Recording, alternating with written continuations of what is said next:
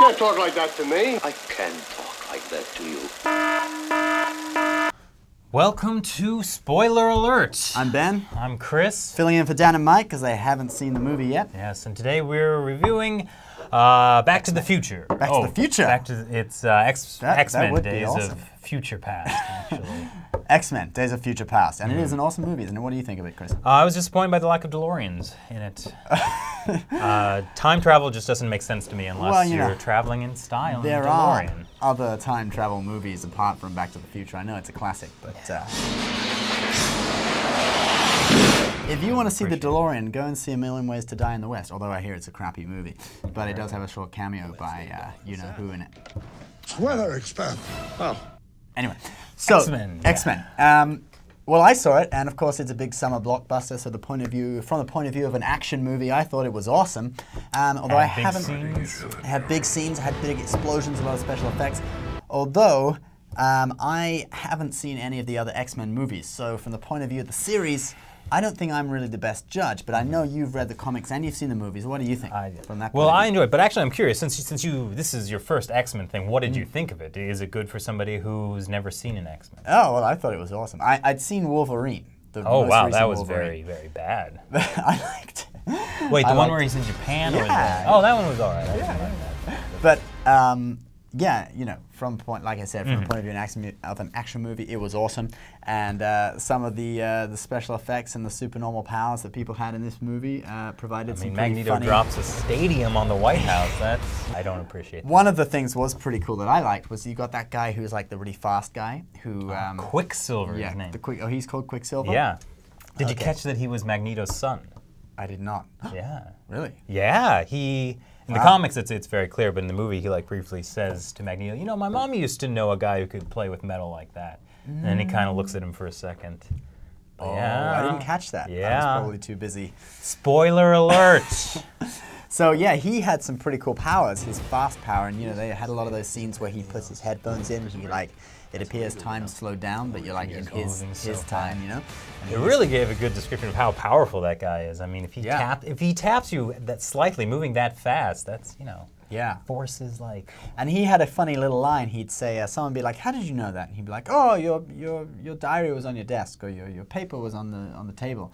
And he'd like gone to that place in a split second and come back, and then he knew. Or he could just have Xavier's mind powers and read their mind.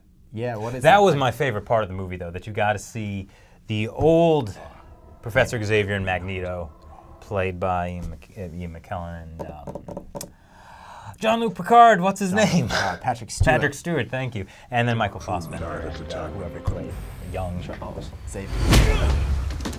Good to see you too, old friend. That was great. I mean, they were both incredible actors. The previous X-Men movie, where it was those two guys, like really made it. I love seeing the young Magneto and Xavier and their friendship. Actually, in this one, it was really cool to see like how like they made Magneto into like a pretty bad dude in this. They did. I thought he was a good guy. I didn't realize that he was a bad guy. Oh, and like in this one, like usually sometimes they kind of walk the line a bit, but this one he was an ass. He tried to kill his friend Raven, Mystique. He did, yeah.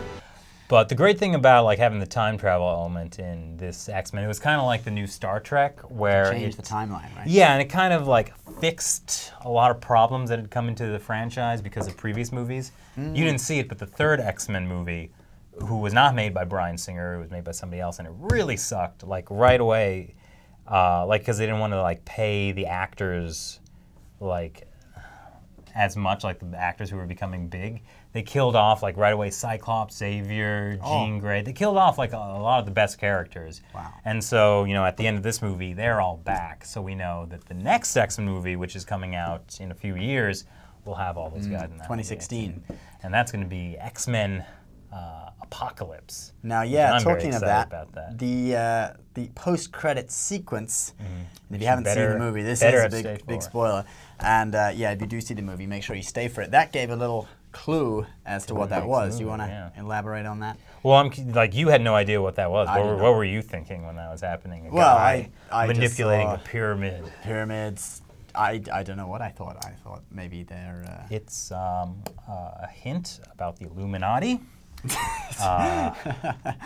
Illuminati is all around us. Yeah, yeah. It's even It's even... Do you have the Illuminati under the desk? Yeah, I mean, look, it's even on this cup. There's a slight triangular, that if you use your imagination, well, it's a British line, actually, but anyway. Yeah. So, yeah, at the end you get to see Apocalypse, who is the world's first mutant, who was born 2,000 years ago. And this is really going to cause some problems in the next movie. Though it was interesting, in the comic books, he's like this big, you know, really fierce-looking guy, but now he seems like he's just this very skinny, kind of frail, pale white guy. It's interesting, albino almost. Well, you need a reworking, don't you? Because if it was always exactly the same as the comics, everyone would know what was going on, wouldn't they? So we'd get to see it. I mean, really, they should do a movie with Galactus and have him look exactly like in the comics. Who's Galactus? He was a giant dude who wore pink and I remember what Wolverine looked like in the comics and the cartoon, and hey, that cartoon was awesome. Stupid. If you compare him to Wolverine now, you know. Yeah. Now, one more thing is that this movie featured Fan Bingbing, the Chinese actress, in a sort of cameo part. And this movie was huge in China. It totally blasted the box office. It was a clever way to like make sure it gets inside of China. If you make a movie that doesn't in any way criticize China and has a very famous Chinese actress in there, you're probably going to get shown in China. And that is, they obviously movie market. Included her in this movie for the sole purpose of, you know, releasing the movie in China and making it popular. But from a Westerner's point of view, watching it in the West, if you didn't know that was Fan Bingbing or she was famous, you totally would Who knows who Fan Bingbing is that character. In the West? Well, no one knows. Yeah, she's just this character that appears and like doesn't actually say anything. She's got a really cool because I know who she is, and I was kind of like, oh, it's Fan Bingbing, and I'm like, when's she gonna speak? And I think she says like one line at the beginning, something like "go" or "no" or something like that, like just very tiny. Exclamation. And then you're waiting for her to speak the whole time, and of course she probably can't speak English, or she probably speaks with an accent, right? So she can't really have lines. But yeah, I was waiting for her to speak the whole time, and I was like, she's a big actress, she's got to have lines. She can't just be like an extra. But of course, no, she doesn't speak in it basically, and that was a little bit weird, you know. It feels like ruined the movie for me. Ruined it. The only basically it just felt like the only reason she was in it was from a business point of view, so the movie could be big in China. And then it just broke the fourth wall for me. I couldn't get behind it. Oh, the whole movie was unwatchable after that. No. Another thing I kind of thought was funny is the movie's set in China and they're in this kind of temple, but the temple has kind of like multicolored windows. It was not like any temple that really exists in China. I think they were going for like maybe that was like supposed to be in like Tibet somewhere. So maybe that's also like on like China. the Tibetan prayer flags. We're in Tibet, China. Yeah. It's China, so you know. Yeah. But it was also interesting to see like Wolverine, since he went back to the 70s or whenever that was, he didn't have his metal claws. So he had those his bone ones. Bone ones, and I like when they first came out and he was like surprised by that. Did you notice there was a little line when Magneto sees them and he says, "Wouldn't it be good if those were metal?" Which is like a stupid thing to say, like unless you actually know. Well, because obviously he wants to control him, doesn't he? Because he can control metal. So if he controlled, you know, that. Yeah, but like I mean, it's like an inside joke for everyone who knows that like he has metal, but like you wouldn't actually like if you just met some guy like, oh hey, nice sword, or no, that's already made out of metal. What would be something? But yeah, if you just like talk to any random guy and like, oh wow, what if your ordinary object was actually made out of metal? That would be convenient because I control metal. That's it. Ben, your porcelain cup is great. Boy, I wish it were made out of metal. I could control it. So let's get down to the nitty gritty.